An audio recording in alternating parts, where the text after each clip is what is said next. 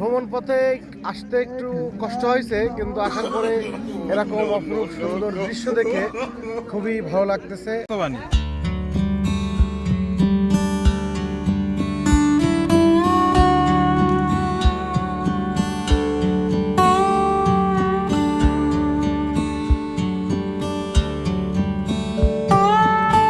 Sir, আপনি এই তো মনে হয় প্রথম চলে আসলেন জাফলং, সিলেট জাফলং এ স্যার।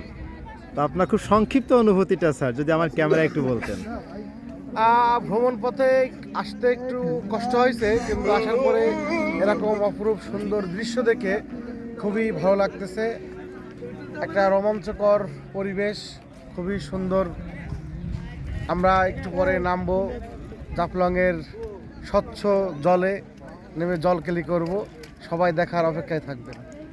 আমি আসতাম না, দেখো যে অবস্থা, আমি এখান থেকেই যেতাম। আচ্ছা, আশরাফ ভাই যদি ফ্যামিলি না আনতো তাহলে সে এখানে থেকেই যেত, কিন্তু সে বাড়ির থেকে ব্যাগ নিয়ে আসছে এবং সে ফিরে যাবে বাড়িতে। আমরা আন্তরিকভাবে দুঃখিত। এই যে আন্তরিকভাবে দুঃখিত আমাদের সোনার ময়না পাখিরা। এই যে টাটা দেন।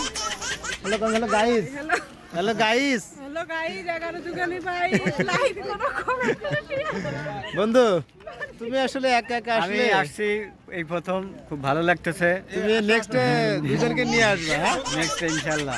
ঠিক আছে।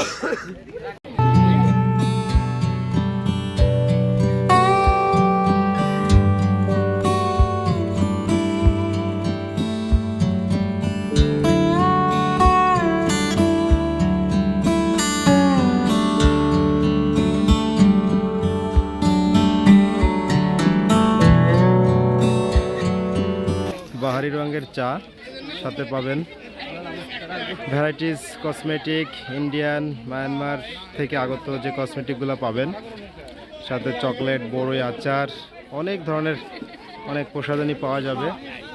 আসলে এখানে আসলে সত্যিই মন ভরে যাবে। হরেক রকমের কেনাকাটা করা যাবে। হরেক রকমের কেনাকাটা করার জন্য জাফলং সেরা, সিলেটের মধ্যে জাফলংই সেরা। এই যে আমার বাবা এসে পানি খাচ্ছে। বাবা,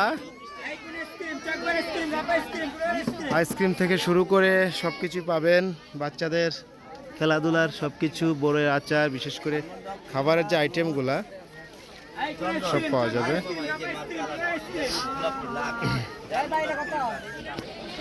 চলে এসেছি সেই জাফলং, পরিবার পরিজনকে নিয়ে আপনাদেরকে দেখাবো জাফলংয়ের সেই মার্কেটগুলা। এখন আমরা একেবারে জিরো পয়েন্টে যাব।